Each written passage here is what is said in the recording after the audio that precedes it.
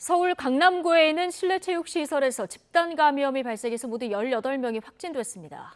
네, 또 서울 서대문구의 한 사우나에서는 22명이 확진 판정을 받았습니다. 이 두 곳 모두 환기를 쉽게 할 수 없는 지하 공간이라는 공통점이 있었는데 현장 취재기자 연결해 보겠습니다. 김철희 기자.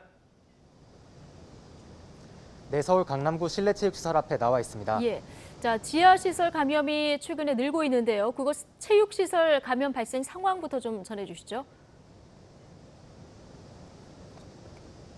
네, 제가 나와 있는 이곳 지하 실내체육시설에서도 집단 감염이 발생했는데요.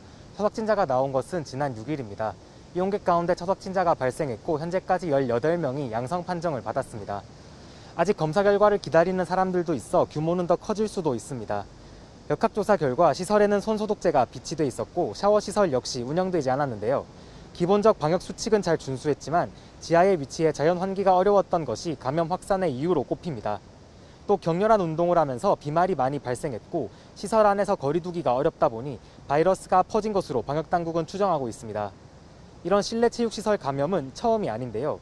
수명 넘는 확진자가 나온 서울 성북구 댄스 연습실도 환기가 문제였습니다. 창문이 작아 환기가 어려웠고 수강생들이 에어컨을 틀어놓은 채 격렬한 운동을 해 감염이 번진 것으로 조사된 겁니다. 그 외에도 경기 양주시 헬스장 관련 확진자가 100명이 넘는 등 실내체육시설발 감염이 이어지고 있습니다.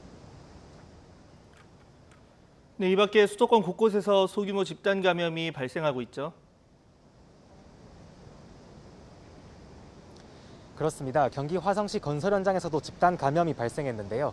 지난 6일 노동자들이 확진 판정을 받았고 현재까지 34명이 양성 판정을 받은 상황입니다. 경기도는 오늘 0시 기준으로 추가 확진자는 없다고 밝혔는데요.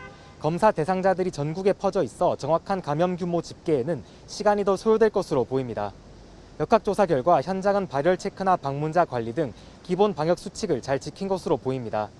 다만 일부 노동자가 출퇴근 때 함께 차를 타고 움직였고 공동 생활을 한 이들도 있어 감염이 확산했을 것으로 추정됩니다. 또 서울시는 서대문구 사우나 관련해 22명이 코로나19에 감염됐다고 밝혔는데요. 지난 4일 이용객이 첫 확진 판정을 받았고 방문 기록을 남긴 1000여 명에 대해 검사를 진행 중입니다. 시설이 지하에 있었고 수증기가 많은 사우나 특성상 환기가 어려워 감염이 확산한 것으로 추정됩니다. 이외에도 서초구 종교시설에서 30명, 경기 평택시 운동시설에서 48명의 확진자가 나오는 등 산발적 집단 감염이 곳곳에서 계속되고 있습니다.